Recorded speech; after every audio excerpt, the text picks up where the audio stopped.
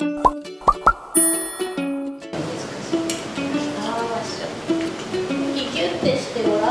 to start with cooking? Oh, wow.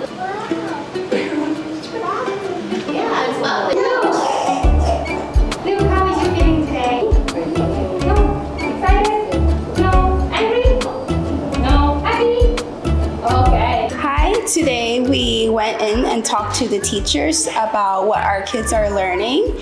We're learning about patterns and numbers and jolly phonics. I'm really happy to know my daughter's progress. We're also really proud of the school having more emotional support and help with the students being more social. Yes, today was a really good day. Today we attend the open house. It has been a very good introduction and a very good presentation about the class, like what they did and what they have to achieve.